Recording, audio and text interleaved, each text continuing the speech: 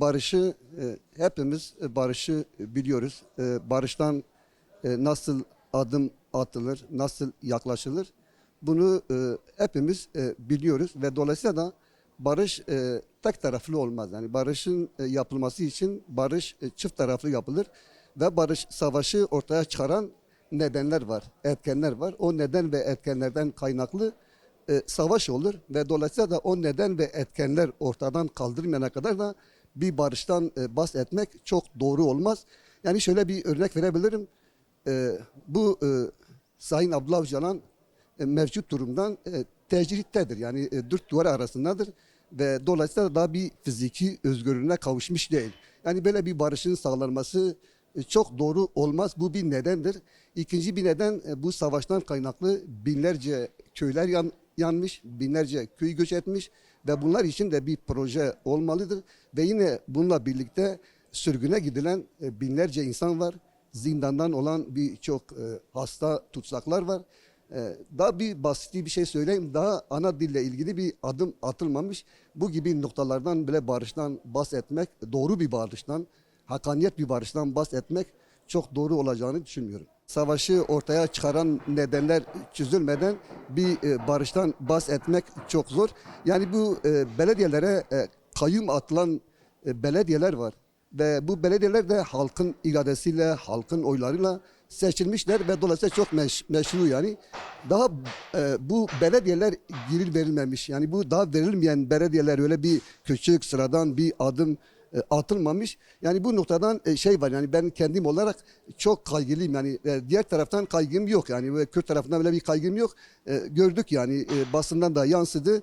Silahlarını yaktılar ve şu an silahları yakanlar için daha bir yasal bir düzenleme yapılmamış. Sayın Abdullah Öcalan bu mücadelenin öncüsü, bu mücadelenin lideri ve dolayısıyla da bu şeyin mimaridir ve bir mimar, bir muhatap yani içeriden olduğu müddetçe yani edilemez yani. En azından koşulların iyileştirilmesi yalnızca fiziki değil yani tamamen özgürleşmesi gerekiyor. Önemli olan doğru yaklaşmak, doğru anlamak, doğru kavranmak. Yani şeye bakabiliriz, gelişmiş ülkelere bakabiliriz. O gelişmiş ülkelerden de bizim sorunumuz gibi sorunları ve problemleri vardı. Ve dolayısıyla da bu sorun ve problemlerini çözerken ve hali hazırdan görüyorsun refah düzeyi bayağı yüksek. Görebiliyoruz yani ve dolayısıyla da yani barış bir berekettir yani barıştan bir zarar gelmez, barış kaybettirmez ama dolayısıyla savaş bir felakettir, fırtınadır, seldir, ölümdür, gözyaşıdır. Şu an hakikat elbeten çok zor yani öyle hakikati yapabilmek, doğru adımları atmak bir fedakarlık ister. Her ben bir bireyim, ben bir insanım, bir ahlakiyim, bir vicdaniyim diyen bu sivil toplum örgütleri olur. Dolayısıyla da fertler de olabilir. Fark etmez yani kadın erkek de olabilir kim oluyorsa olsun ve dolayısıyla bu insani bir şeydir, ahlaki bir şeydir ve bu insanların ölmemesi için işte anaların gözleri akmaması için, babaların ciğerleri yanmaması için ben insanım diyen her insan öyle bir empati kurmalıdır ve ben bu mücadelenin içinden bir yerinden olmasam, yerimi almasam dolayısıyla bir insani ve ahlaki bir görevimi yapmamışım demektir.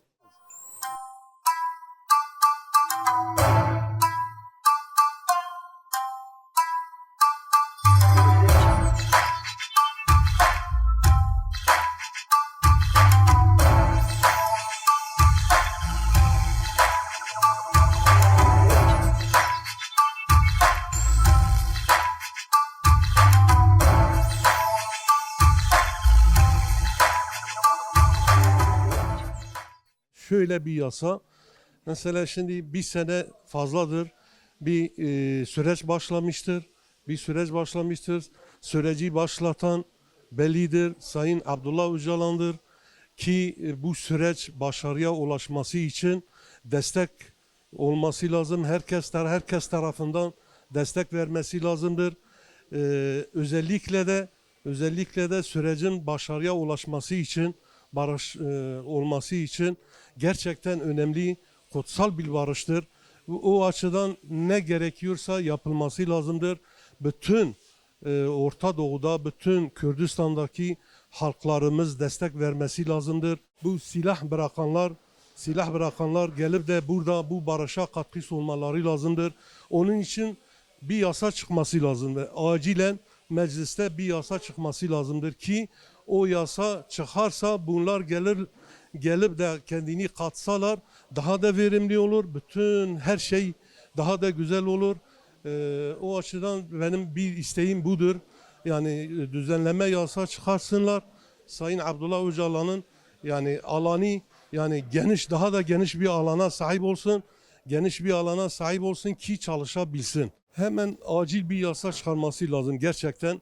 Mesela bu kayyum atanan belediyeler yani diasporadaki diyelim ki dışarıdaki insanlar mesela ne diyeyim cezaevindeki hasta tutsaklar yani eğer ki bir barış olacaksa gerçekten geniş bir kapsamlı bir barış olsun.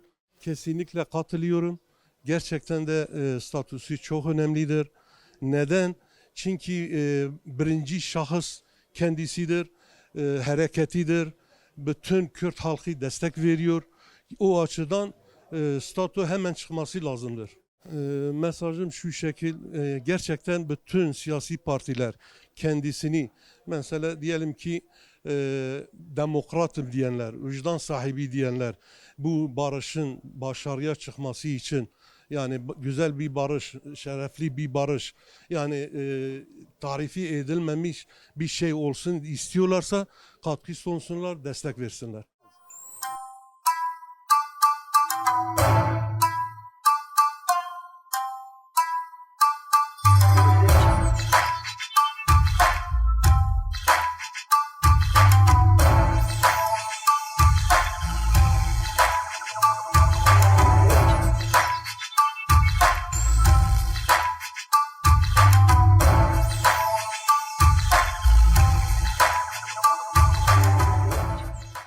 Zaten birinci komplo bu Suriye'deki Rojava'daki çatışmayı bir göz önünde bulunduralım.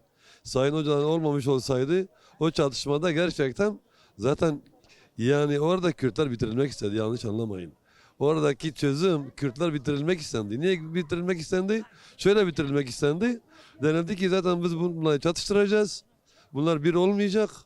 Rojava'yla Bakür'le Başuri'yle Kuzey Irak'ı ayrıştıracağız. Orada bir iklim sokacağız ki artık tamamen bitsin yani. Bir taşla iki üç kuş hatta. Ama baktılar ki diasporadakilerine teşekkür etmek lazım. Bir de Sayın Hoca'nın oradaki attığı hamleyi ama hemen diyebilirim ki o orada gerçekten düşündüğü, çözdüğü plan takdir etmek lazım. Yani o insanın hakikaten ilk önce yani zaten eğer hocaların fiziğini, özgürlüğünü sağlıyorlarsa sorun kalmıyor ki. Ona danışıyorlar. Sanki danışmıyorlar mı? Bunu herkes biliyor ama gerçekten de yani sana nasıl söyleyeyim saman altında su yürütmektir. Umarım ve dilerim artık gelinen bakın bir de 2013 ile 15'i biraz baz aldığımız zaman onu şöyle bir aklımıza gelmesi lazım. O zaman sadece komisyon kurulmamıştı. Sadece şimdiki dem ile AKP'nin arasındaydı. Şu anda biraz avantajımız gerek hocaların fizikliği, sayın hocanın fiziki özgürlüğü gerek şu anda biraz avantaj varsa ki o bütün partilerin katılımıdır. Sivil toplum örgütleri ve tüm sendikaların katılması biraz da bizi umutlandırıyor. Yani Sayın Öcalan'ın yani düşünün bu tamamen 30 yıla yakındır cezaevinden de tutsaktır, rehindir. Ve o tutsaklığına rağmen daha önce yazdığı kitapları herkes inanmayan bir göz atsın. Teker teker anlattıkları taş yani Orta Doğu'daki taşların sarsılması, Orta Doğu'da olup bitmesi hepsini de tamamen bugün görüyoruz. Böyle bir filozofi bulmak çok zor. Her şeyini anlamak, her şeyini yani zindanda bile onu kavramak herkesin her baba ayetin haddi değildir. Harcı değildir. Bugün Hasip Kaplan sayı bitmez Osman Baydemir vesaire siyasetçilerimiz bugün Avrupa'da onların bile gelmeleri şu anda yasak. Bunlar yasak olunca bu yasaklarla birlikte kimse gelip yani adım atmaz ki. Onlar da bekliyorlar. Ben de izliyorum. Sürekli televizyon izliyorum. Diyorlar ki bir adım atılmalı. Biz gereken adımı atmadınız ki. Ancak şunu sağlayacak. Yasalaştıracak ki bunlar gelince mesela nasıl yargılanmayacak, ya cezaevine düşünelim ki barış grubunu. Hatırlıyoruz, hepimiz hatırlıyoruz. Silopi'de Habur kapısında mahkeme kurdular. Evet, serbest bıraktılar. Ama ne oldu sonuçta? Yine yattılar, yaptılar yani. Yine de onları cezaevine tıktılar. Bu böyle olmaz. Bu yani iki yüzlülük hayatta yürümez. Herkes şiddetle değil, şiddete başvuruyu bıraksın. Ama gerçekten oturup şefkasını düşünsün. Ve özellikle bu AKP seçmenlerine, bu kayyumlara, ondan sonra seçilmişlerin böyle ezilmesine şu anda kim inanıyor ya? Örneğin ben yine de Kılıçdaroğlu'na değinmemek mümkün değildir. Bu şu anda CHP yapılan hareketler CHP'ye değil, Türkiye demokrasisine yapılıyor. Barışa yapılıyor. Bu toprağa yapılıyor. Tek adamın rejiminin tamamen kalıcılaştırılmasına, sabitleştirilmesine çalışılıyor ya. Barış için herkese öncelikle şunu söyleyeyim. Herkes kendini gerek oyda gerek bütün yani herkes kendi komşularını, kendi şeylerine oturup bunu değerlendirsin. Özellikle seçmenlerde bir daha bezmeyelim. Onlar kayyum attıkça biz bunları seçtirelim. Bir olalım, birlik olalım, beraberlik olalım ki inşallah onlar yani barış isteyerek gelmez. Talep edilerek gelir. Zorlayarak gelir yani. Bunu kimse, herkes kendi evinde oturduğu zaman ben barışı saklıyorum diye, barışı bekliyorum diye bunu kimse beklemesin. Herkes kendi çabasında çaba göstersin. Onurlu toprağımızı savunalım. Şiddete başvurmadan, bakın şiddete tekrar söylüyorum, başvurmadan bütün gerektiği adımları, gerekten özgürlükleri önce medya özgürleşecek. Medya size çok büyük bir görev düşecek. Hepiniz yani benimle yorum yaptığınız gibi, konuştuğunuz gibi herkese konuşacaksınız. Bu çağrıyı alacaksınız ve eksik olanı da siz soracaksınız, bildireceksiniz ki bu toprağa barış gelsin. Artık anılar ağlamasın diyelim. Ama şöyle de söyleyelim. Bu gerçekten evimize oturursak, herkes kendi evinde oturursa barışı da sağlayamayız.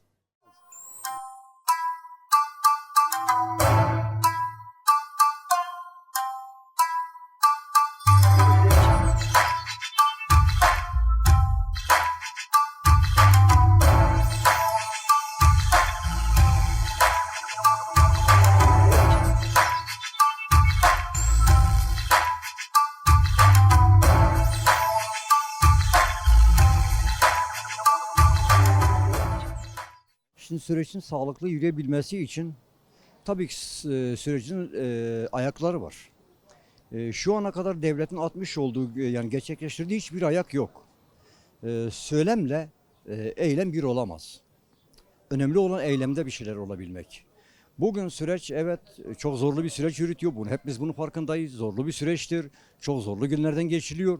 Ama devletin atmış olduğu bir adım yok. Gözde görünen bir şey yok. Yani bunun adımın atabilmesi için ve bugünkü yasaların da şu an yasaların içerisini bilmiyoruz. İçerinde ne geçtiğini de bilmiyoruz. Eğer ki gerçekten samimi, ciddi anlamda bu sürecin güzellikle sona erilmesi için yani barışla neticelebilmesi için şunu yapması lazım bugün. Devlet hemen şimdi şu an bekletmemeksizin hasta tutukları bırakması gerekir. Siyasetçilerin tutukluluğun kaldırılması gereken, onları bırakılması gerekir. Bunlardan hiçbirini yapmıyor. Bunu yapmazken sen şimdi çıkarttığın yasalar kime dair yasalar çıkarıyorsun? Defalarca yasa çıkarttığınızı biz biliyoruz. Bu yasaların hiçbirinden bu sorunla ilgili bir yasa çıkmadı. Çıktığını da görmedik.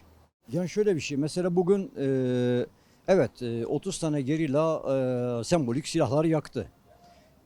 Eğer ciddi gerçek anlamından barışa yanaşmak olsaydı devletin niyeti yani hükümet ve devletin niyeti en azından o 30 gerillanın hakkında yasal düzenlemeler yapabilir ve onları Türkiye'nin içerisine getirtirebilirlerdi. Bu yapılmış olsaydı bile dahi o zaman toplum şunu diyecekti. Evet gerçekten bu barış gerçekleştiriliyor. Bunun yanı sırasında kayyumlar var. Kayyumları sen kimin adına kayyum koydun? Niçin koydun? Herhangi bir yolsuzluk yok. Bugüne kadar belediyelere atılan hiçbiri kayyum yolsuzluktan dolayı değildir. Neydi? PKK'nın veyahut Sayın Abdullah Öcalan'ın görüşü üzerinden yani PKK'yı savundukları için ya da PKK'nın yanında durdukları içinden dolayı isimleri öyle geçtiği için kayyum atandın. Peki PKK kendini feshetti. Fesheden bir örgüt adına kayyum atadın belediyelerin kayyumları niye kaldırmıyorsun? Neden kaldırmıyorsun? Bugün Avrupa'da Bu davadan dolayı yurt dışına gitmiş binlerce vatandaşımız var. Peki bunlarla ilgili bir yasa düzenlemesi niye yapmıyorsun? Ciddiysen bunlardan birini yapman lazım. Eğer ciddi değilsen fikrini açık açık söyle. Ben ciddi değilim, ben oyalama oynuyorum. Yani ben bir vatandaş olarak şunu görüyorum. Evet, bu bir oyalama taktiğidir. Benim artık bugüne kadar evet çok inancım vardı. Hala da inancım var. Benim ilk önce inancım kendimedir. Kendimedir ve benim öndermedir. Ben ona sonsuz güveniyorum. Kesinlikle bu barışı sonuna kadar götüreceğine de inanıyorum. Ama hükümet ve devlet yanları kesinlikle yanaşmıyor. Sayın Öcalan'ın bugün özgür olması en azından değişik dünya ülkelerinden gelip kendisiyle görüşebilirler. Basın rahatlıkla gidip görüşebilir. Bugün yazarlar gidip görüşebilir. Şu an adadayken, orada esir tutulurken bunların hiçbiri gidemiyor. Sadece onun görüşüne giden 3 kişinin verdiği önergeyle gelip anlatılabiliyor. Bu da yeterli gelmiyor. Bunun yeterli gelmemesi için başta onun fiziki özgürlüğün gerçekleştirmesi lazım. Ki toplumun ona bilhassa şu da var yani.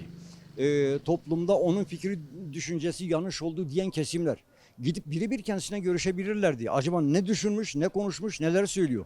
Peki bunlar gerçekleşmeden toplumda huzur sağlayamazsın. Toplumda huzuru sağlayabilmek için eğer ki bir sorun varsa toplumun içerisinden her iki tarafında görüşünü almak ve görüşüne açıkça herkesin ulaşabilmek imkanı olmalı. Bu olmasa kesinlikle olmaz. Yani bu ülkede gerçek bir barışın gerçekleşebilmesi için bilhassa onun statüsü önemlidir. Bu gerçekleşmeden bu gerçekleşemez. Herkesi ben bu barışa destek için davet ediyorum ve diyorum ki herkes bu barışa el uzatsın, bir destek olalım diyorum.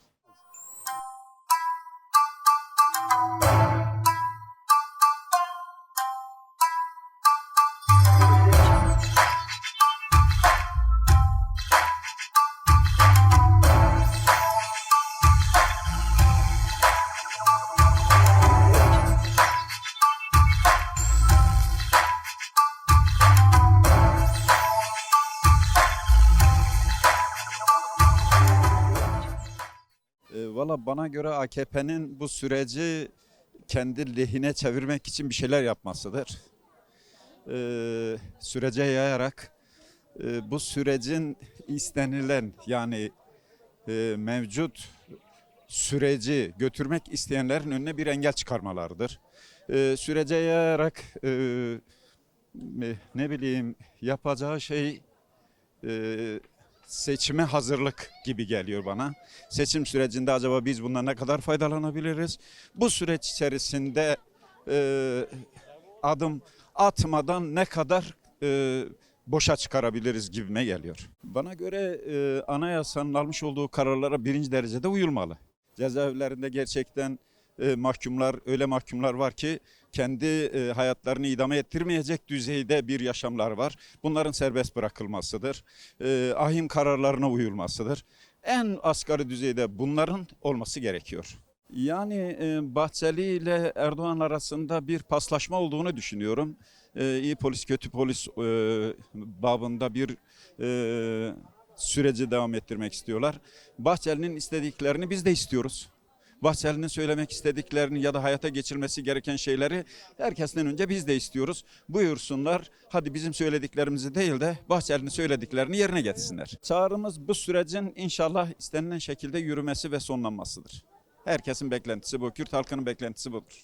Şimdi öncelikle bu süreci başlatan Sayın Abdullah Öcalan'a teşekkürlerimi sunuyorum. Türkiye toplumunun tamamının bu sürece ihtiyacı vardı. Bu başlatılan süreçte yalnız geldiğimiz noktada hükümetin, devlet makamlarının kısmi çeşitli sebepleri olabilir tabii. Kısmi gecikmeye uğradı. Yani umuyoruz ki daha iyi olacaktır. Sayın Abdullah Öcalan'la sürekli sık sık yapılan görüşmeler neticesinde sürecin önünü açacak gelişmeler olacağına inanıyoruz. Devletin ilk atması gereken adım Sayın Abdullah Öcalan'a umut hakkı verilmiş olması. Çünkü süreci yönetecek, süreci ileriye götürecek, ileriye taşıyacak kişi kendisidir. Bu da süreci rahat bir şekilde yönetebilmesi için hem PKK ile ilgili hem DEM Parti ile ilgili yani silahlı ve siyasi alanla alakalı süreci yönetebilmesi adına öncelikle Sayın Abdullah Öcalan'a umut hakkı tanınması gerekiyor ki süreci iyi ve sağlıklı bir şekilde yönetebilsin. Sonrasında siyasi tutsaklara, hasta tutsaklara özgürlük temel şart olması gerekiyor. Tabii bununla alakalı DEM Parti yani siyasi alan daha sağlıklı bilgi verecektir. Ben kendi görüşüm olarak bunu söylüyorum. Sayın Abdullah Öcalan kabul eden etmeyen kesim var ama temel bir olgu vardır, temel bir gerçeklik vardır. Toplumda gördüğünüz üzere Kürt milleti, Kürt halkı Sayın Abdullah Öcalan'ı kendine lider olarak görüyor. Bu anlamda halkın liderinin özgür olmasını talep ediyor. Bu yönüyle Abdullah Öcalan'ın özgürlüğü temel şarttır. Altını sık sık çizdiğim, vurguladığım temel nokta şudur. Sayın Abdullah Öcalan sürecin yöneticisidir. Kürt halkının önderi, lideridir. İmralı Adası'ndan gelecek olan siyasi yönlendirmeler dinlenip buna göre toplum kendini örgütler. Bu talimatlara göre yönlendirirse başka bir şey, ekstra başka bir şey yapmasına gerek yoktur.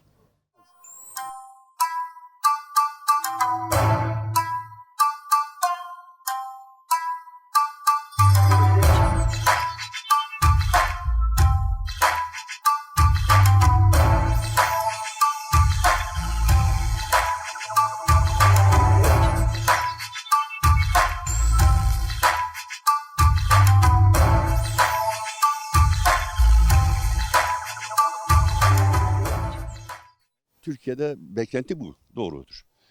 Ama uygulamada yok. Yani teoride bir şeyler söyleniyor ama pratikte uygulama yok. Eğer uygulamaya başlarlarsa, bir şeyler olursa yani orada halk beklentisi zaten bu yönde. Genel beklenti bu yönde. Yani bölge bazından değil. Orta Doğu'daki Kürtler bazında da söylüyorum. O yine onların da beklentisi bununla ibarettir. Eğer bu gerçekleşirse Türkiye'nin önü açılır bence. Hani sıradan bir şey olmaz. Çok önemli bir figür var ortada. Bu figüre dayanarak hareket etmek lazım. Abdullah Öcalan'ın söyledikleri yerine getirilmelidir. Yerine getirilmediği takdirde hiçbir anlam ifade etmiyor ve etmez de. Halkın beklentisi bu yönde. Biz de beklenti içindeyiz. İlk önce af olmalıdır. Yani önce bir af kesinlikle olmalıdır. Af olduktan sonra gerisi arkası gelir. Niye? Çünkü içeride bir sürü insan var ya. Bu insanların dışarı çıkması şart. Niye yapmıyorlar bunu? Yani bir yasayla hepsini yapabilirler ve dışarı atabilirler. Yani bu basit bir şeydir ya. Çok zor bir şey de değil yani. İsteseler yaparlar. Niye yapmıyorlar? Ben ona da hala şaşıyorum.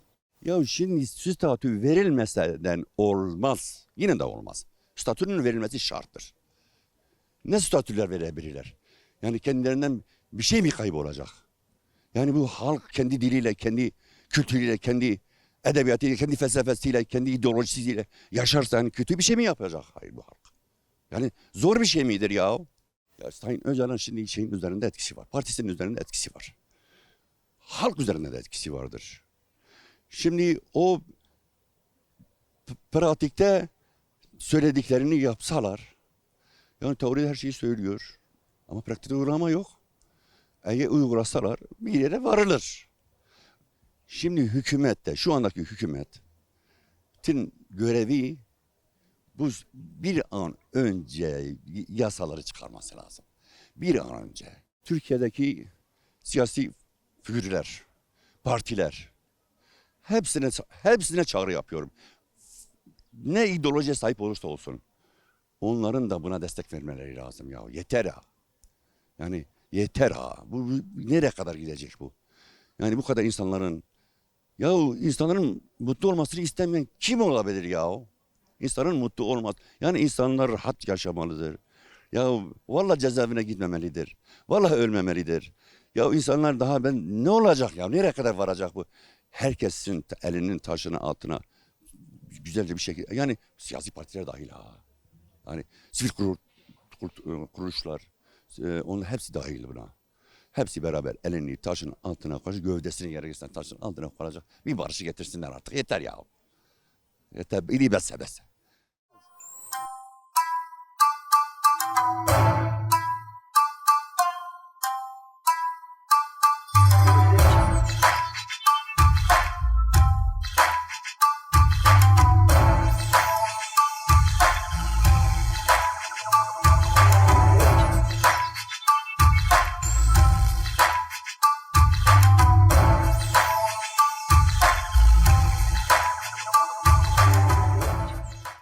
Esas yasalarda hangi yasalar çıkacak, nasıl çıkacak yani onun üzerine herkes duruyor.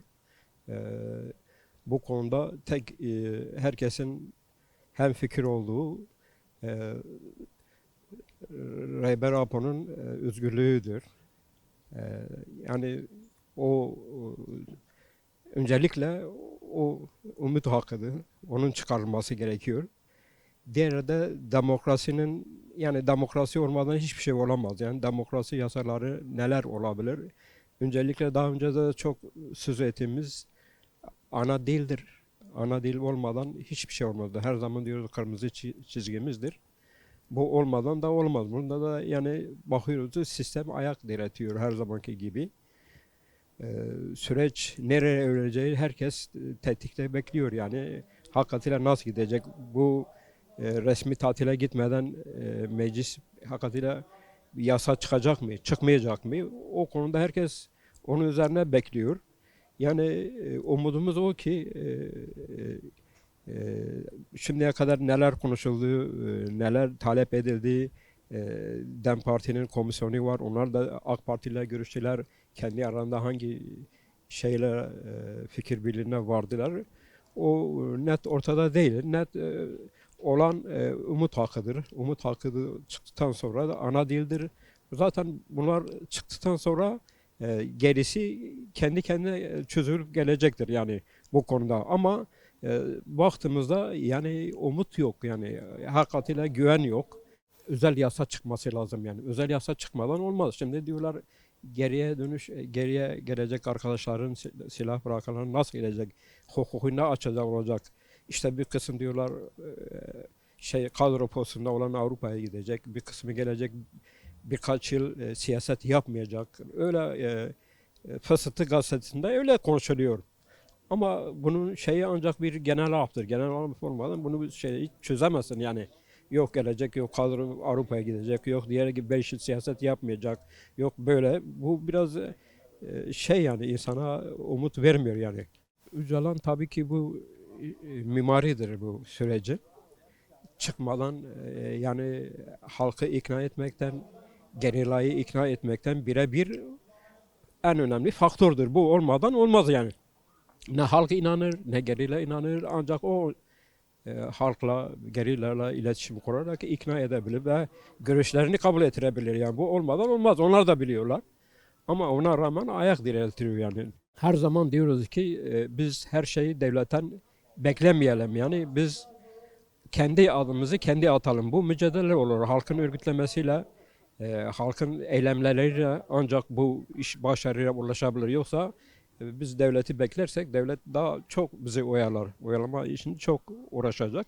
Örgütlüğümüzü sağlayacağız. En önemli silah örgütlülüğü, birliğimizi, ulusal birliğimizi sağlamaktır. Budur. Bu olmadan da olamaz.